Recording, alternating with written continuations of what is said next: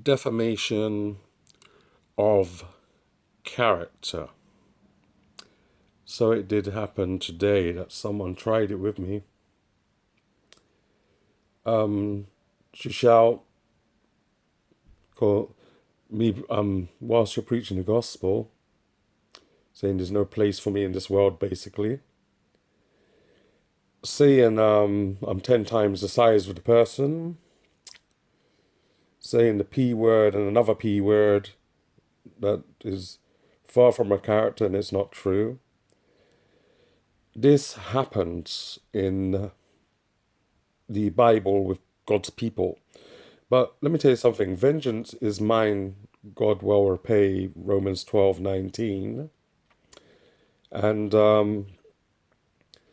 in Proverbs 19, verse 9, it says, a false witness shall not be unpunished, and he that speaketh lies shall perish. Jeremiah 20:11 says, but the Lord is with me as a dread warrior. Therefore my persecutors will stumble. They will not overcome me. They will be greatly ashamed, for they will not succeed. Their eternal dishonor will never be forgotten. You know why it would never be forgotten? Because people like that turn mad.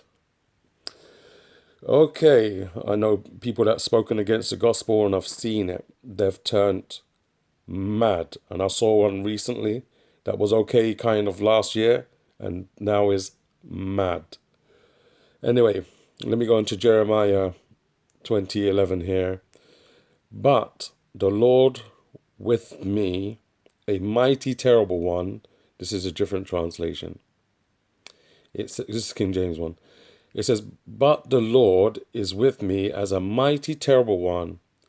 Therefore my persecutors shall stumble, and they shall not prevail.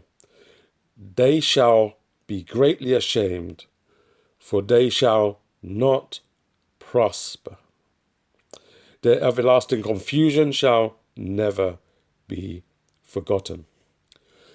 Well, to be honest with you, God is mighty in this. And after COVID and people coming against the gospel, and you're preaching the gospel and they're still wicked, they're still godless, they still fight up against you. And the lady railed up in such a way for me giving her the gospel and accused me of all wrong stuff under the sun. And, and tried to get others on their side. And it was on the bus, actually. And to be honest with you, the man says, oh, he wants me to get off the bus now. Some man from outside got involved. He didn't know two sides of the story. The coin has three sides. It has my side, your side, and the judge. Okay, so yeah, I told him I'll get off when I want to get off. He's threatening me to get off now because of her accusation. All right, so I said I'll get off when I want to get off. And he's like, he wants to have it with me like a fight. Okay, no problem. So I decided that to get off. He said he's going to follow me and all that rubbish. And so basically what I did, I got off at a station and I put my bag down. I took photo of the bus, the side of the bus. And, I spoke to the driver anyway. Has he recorded anything? Because this is defamation of character.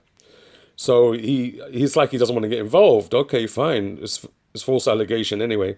And basically, she don't know me from Adam, but yet she wants to rail it up. And she was so demonic with the tattoo on her right hand. Looking in her eyes is demonic. She had two piercings where her eyes are, left and right. Under the eyes, she got piercings. She's demonic. And guess what? When the man got off the bus with me, he kind of put his hand towards, I put my bag down, and he put his hand towards me, and I brushed his hand away, and he said I was stronger than him.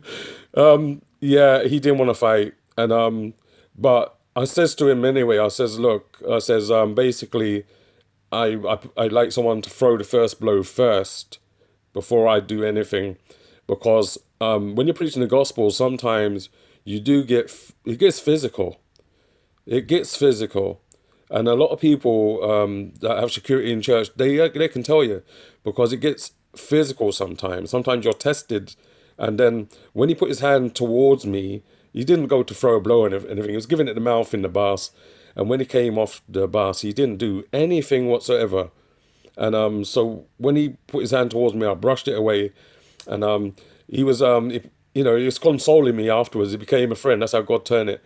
And he turned it around. He said, "You're shaken." Yeah, I said, "I'm shaken because I'm accused. It's demonic," and I was a bit shaken. Yeah, but then you know things could escalate. And in this world, I see why things happen, and I see why people carry on such ways and things happen.